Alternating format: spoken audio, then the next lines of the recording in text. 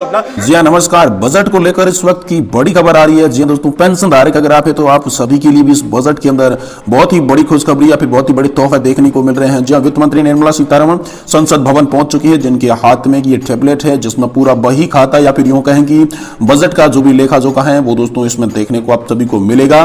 तो बजट आप सभी के लिए सामने आ चुका है और यहाँ पर जो है वित्त मंत्री निर्मला सीतारमण संसद भवन पहुंच चुकी है। तो दोस्तों इसमें पेंशन धारकों के लिए क्या क्या बड़े फैसले हो सकते हैं। बजट 2024 में पेंशन धारकों को काफी सारी उम्मीदें थी, हायर पेंशन पर थी, मिनिमम पेंशन पर थी, फ्री मेडिकल सुविधा को लेकर थी। तो दोस्तों अभी 10 मिनट पहले की आप सभी के लिए बड़ी और इंपोर्टेंट खबरें, महत्वपूर्ण खबरें जो है वो निकलकर सामने आ चुकी है। इससे पहले हम बात करेंगे कि कल आप सभी के लिए बड़े बड़े फैसले हो चुके थे, लेकिन आज बजट आ चुका है। जो दोस्तों इस बजट से पहले पंजाब और हरियाणा हाईकोर्ट की तरफ से भी एक बड़ा आदेश आप सभी के लिए आया था। पेंशन को लेकर जो सरकारी कर्मचारी रिटायर्ड हो रहे हैं उनकी पुरानी पेंशन को हक यहाँ पर जो है पंजाब सरकार का बड़ा फैसला भी आया था। इससे पहले दोस्तों पेंशनर्स ने यहाँ पर जो है भूख हड़ताल की भी धमकी दी थी, जिसमें मासिक न्यूनतम पेंशन बढ़ाने की मांग की गई थी। पेंशन धारकों ने जो हड़ताल की धमकी दी थी वो ईपीएस 95 पेंशन के तहत 7,500 रुपए पेंशन की न्यूनतम मांग को लेकर दी थी और इसी को लेकर हाल फिलहाल में बड़ी खबर सामने आ रही है। तो बजट 2024 से पहले भी आप तमाम बड़ी खबरें आई हैं, जिसमें पुरानी पेंशन योजना अगर बहाल नहीं हुई तो रेल कर्मचारियों ने भारत बंद करने का भी ऐलान किया था, जिसमें शिव गोपाल मिश्रा का एक बड़ा बयान हाल ही में निकलकर सामने आया था कि अगर पुरानी पेंशन योजना की अगर बहाली नहीं की तो देश को एक बार फिर से बड़ा यहां पर जो है आंदोलन झेलना पड़ सकता है, बड़ा प्रदर्शन झेलना पड़ सकता है। और इसी को लेकर बजट पर लगातार चर्चाएं भरी हुई थी और बजट पर नजरें थी।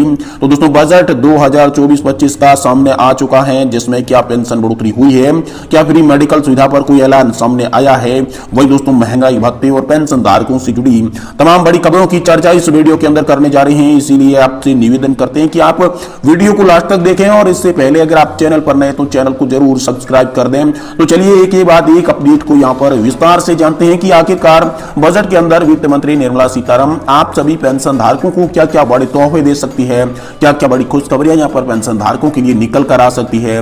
तो इसे देखने के लिए आपको इस वीडियो को अंत तक देखना होगा और इससे पहले आपको ये वीडियो अगर पसंद आ रहा है तो इसे लाइक करके अपने पेंशन धारक मित्रों के साथ शेयर कर दें।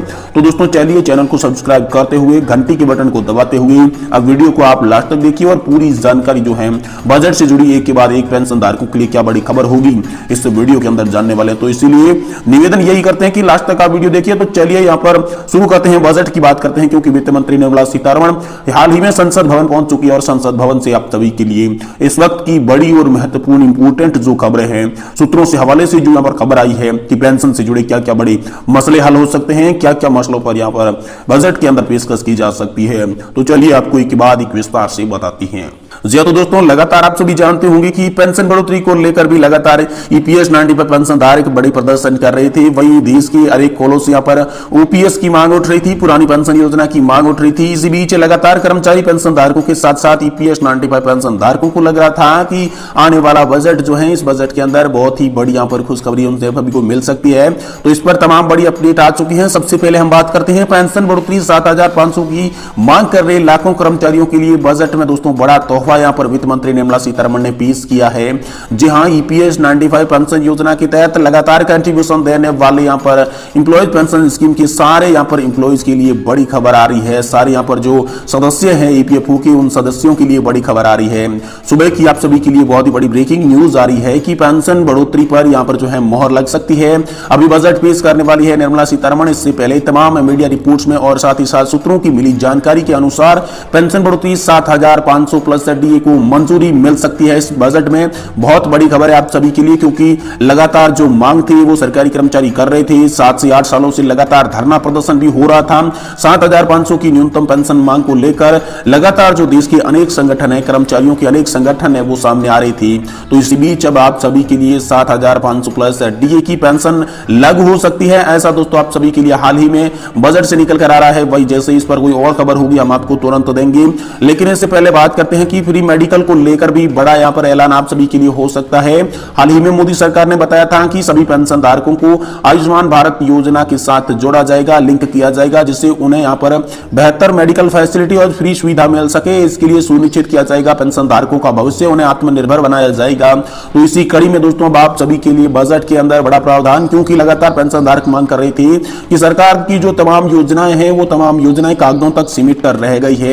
एक्चुअली में जो पेंशन धारकों को लाभ लाभ है फ्री मेडिकल सुविधा का नहीं मिल रहा है। अगर कहीं भी लाभ देने की कोशिश की जा रही है तो वहां पर दवाइयों की शॉर्टेज बताई जा रही है, लेकिन पेंशन धारकों को जो है उचित न्याय यहां पर नहीं मिल रहा था। इसी को लेकर लगातार पेंशन धारक ये डिमांड कर रहे थे कि विशेषकर पेंशन धारकों के लिए मेडिकल फैसिलिटीज को लेकर कुछ किया जाए, इस पर ध्यान दिया जाए। तो हाल ही में श्रम मंत्री ने भी यहां पर आप सभी की मेडिकल फैसिलिटी पर बड़ा ध्यान दिया, जिसको देखते हुए उन्होंने एक प्रस्ताव जो था वो वित्त मंत्रालय को भेजा था। तो इसी प्रस्ताव पर चर्चा के बाद आप सभी के लिए बजट में बड़ी खुशखबरी हो सकती है, क्योंकि यहां पर जो है फ्री मेडिकल की सुविधा के लिए भारत सरकार नई स्कीम लाने की तैयारी में लग रही है। सूत्रों से मिली जानकारी के अनुसार वित्त मंत्री निर्मला सीतारमण जैसे ही बजट पेश करने वाली है, उस बजट के अंदर फ्री मेडिकल की सुविधा को लेकर भी ऐलान कर सकती है, जो कि पेंशन धारकों की डिमांड भी थी, मांग भी थी, और उनके लिए दोस्तों अब जो है सुनहरा मौका ये बजट है। बजट में आप सभी के लिए बड़ी घोषणाएं हो सकती है।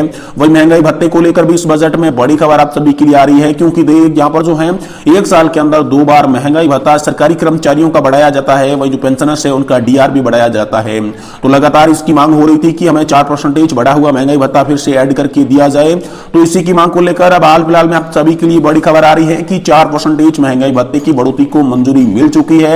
यहां पर जो आप सभी का 50% महंगाई भत्ता और महंगाई राहत हो चुकी है, जिससे दोस्तों सभी पेंशन धारकों के यहां पर पेंशन की राशि में डीआर जुड़कर मिलेगा। वहीं दोस्तों यहां पर जो कर्मचारी है उनको वेतन के साथ डीए का लाभ दिया जाएगा, जिससे आमदनी मानी जा रही है कि आप सभी के लिए 50% आमदनी जो है वो बढ़ने वाली है, क्योंकि यहां पर जैसे आप सभी का डीए या फिर डीआर 50% होता है, वैसे दोस्तों इसे सैलरी और पेंशन के अंदर मर्ज कर दिया जाता है। और इसी को लेकर हाल फिलहाल में आप सभी के लिए बड़ी खबर आई है कि आप सभी का महंगाई भत्ता एक बार फिर से बढ़ चुका है, और इसके लिए दोस्तों आदेश जल्द ही जारी होंगे। लेकिन बजट से तमाम ये बड़ी खबरें आ रही थी। वहीं दोस्तों बजट से पहले यहां पर जो है हाईकोर्ट का एक बड़ा आदेश आया है। पंजाब और हरियाणा हाईकोर्ट की तरफ से 2004 से पहले नियुक्त किए गए लेकिन बाद में उसे नियमित किए गए जो कर्मचारी हैं उन्हें पुरानी पेंशन योजना का हकदार माना जाएगा। जी हां, पंजाब का ये मामला था। याचिका पर जो है पंजाब सरकार की तरफ से दलील भी दी गई थी कि याचिकाकर्ता को नियमित करते हुए नियम और शर्तें रखी गई थी।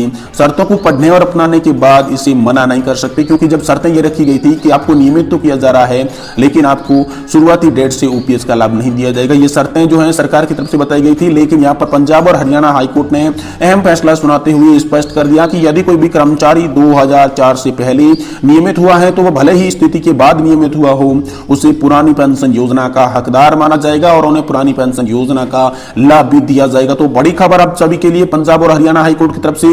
इससे पहले पेंशनर्स ने यहाँ पर सरकार को भूख हड़ताल की भी धमकी दी थी। पेंशन धारकों ने कहा था कि ईपीएस 95 पेंशन के तहत 7,500 रुपए की न्यूनतम मासिक पेंशन अगर नहीं की गई तो एक बार फिर से बड़ा यहाँ पर जो है भूख हड़ताल की जाएगी, जिसके लिए यहाँ पर भूख हड़ताल में करीबन दोस्तों यहाँ पर 50 से 60 हजार से अधिक जो पेंशन भोगी है वो इस आंदोलन में शामिल होंगे, ऐसा भी बताया गया था।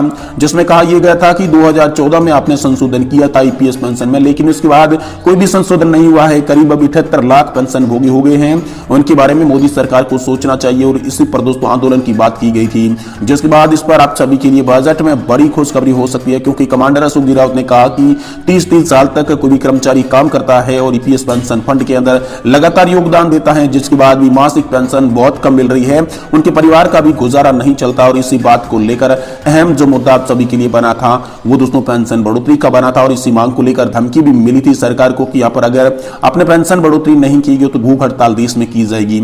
और इसी बात को लेकर अब बजट में आप सभी के लिए मामले साफ हो सकते हैं। फिलहाल जो भी खबरें हैं मीडिया रिपोर्ट्स के आधार पर दिखाई जा रही है।